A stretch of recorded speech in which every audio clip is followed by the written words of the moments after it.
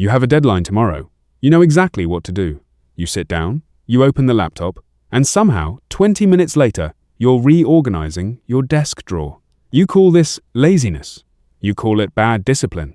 You tell yourself you just need more willpower. But the real reason is far more surprising. Your brain isn't broken. It isn't lazy. It's doing exactly what it evolved to do. And once you understand what's actually happening inside your skull, procrastination stops looking like a character flaw and starts looking like a biological tug-of-war. Two systems in your brain are fighting for control right now. One is ancient, one is new. And, most of the time, the ancient one wins. Let's start with the ancient one. Deep in your brain sits the limbic system.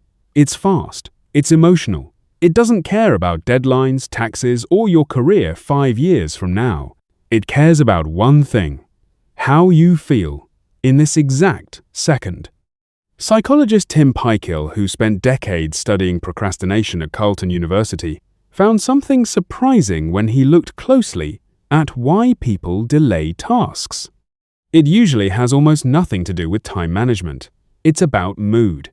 Pykill's research points to procrastination as an emotion regulation problem, not a scheduling problem. You're not avoiding the task. You're avoiding the feeling the task creates. Think about that email you keep not sending, or that workout you keep pushing to tomorrow. The task itself is small, but your brain has attached a feeling to it: anxiety, boredom, self-doubt. And your limbic system has one simple directive: get away from the bad feeling right now. So it reaches for something else, something easier, something that feels good immediately. A video, a snack, a scroll through your phone. None of these solve your actual problem, but they solve the feeling. And your brain, in this moment, only cares about the feeling. Now, meet the other player. Behind your forehead sits the prefrontal cortex. This is the newest part of your brain in evolutionary terms. It's the part responsible for planning, foresight, and imagining your future self. It's the part that knows the deadline exists. It's the part that knows finishing early feels better than finishing in a panic at midnight. Here's the problem. The prefrontal cortex is slow. It's effortful. It requires energy to activate, especially when you're tired, stressed, or overwhelmed. And the limbic system doesn't need any of that. It fires instantly, automatically, with almost no effort at all. So, when the two systems clash, who do you think wins more often? Researcher Piers Steele, who has spent his career analyzing why people delay tasks across cultures and professions, found this pattern showing up again and again. In his large-scale analysis of procrastination research, Steele described human decision-making as fundamentally weighted toward immediate rewards over future benefits. Economists call this concept present bias. Your brain values a reward you can get today far more than a bigger reward you'd get next week, even when the math doesn't make sense. This is why procrastination isn't really about the future task at all. It's about right now. Your brain is running a constant, silent auction between the version of you sitting here today and the version of you who will exist tomorrow. And today's version, with its louder, faster, more emotional voice, usually wins the bid. Here's where it gets stranger. The task you're avoiding isn't actually painful. Writing the report isn't painful. Making the phone call isn't painful.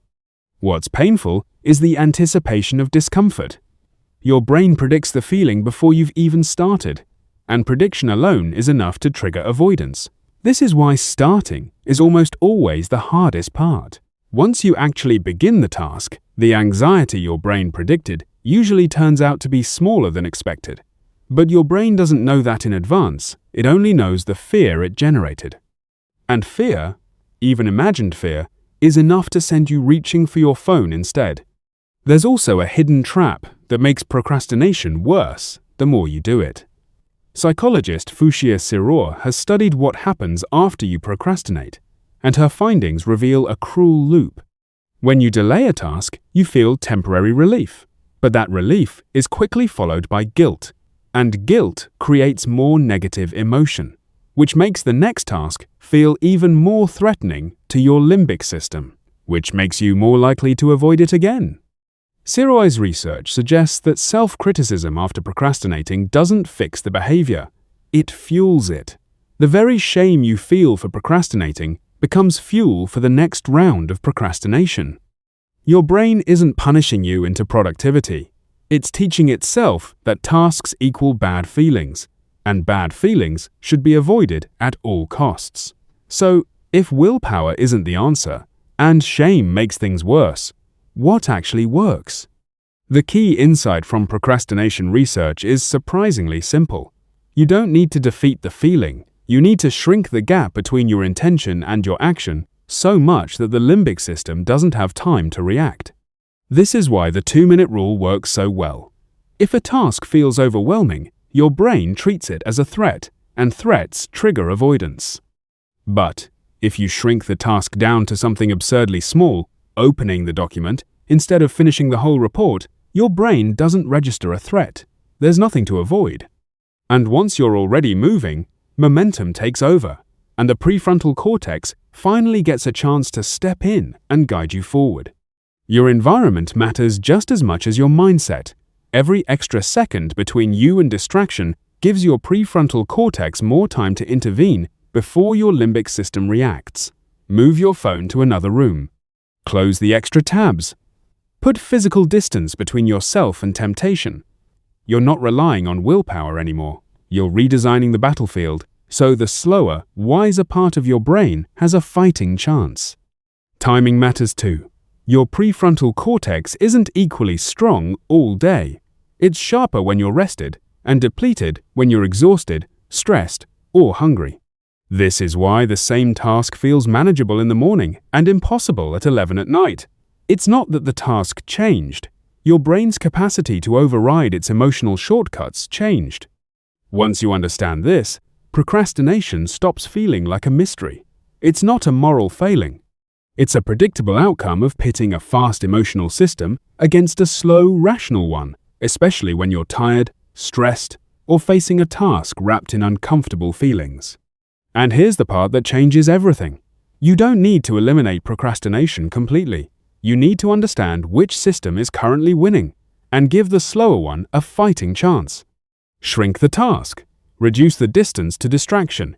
Protect your energy for when your prefrontal cortex needs it most. So the next time you catch yourself reorganizing a drawer instead of opening your laptop, don't call yourself lazy. Your brain isn't failing you.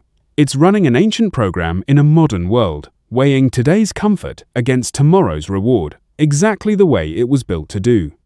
You still have that deadline tomorrow, but now you know what's really happening every time you sit down to face it. It was never about laziness. It was always about two versions of you, arguing over who gets to decide what happens next.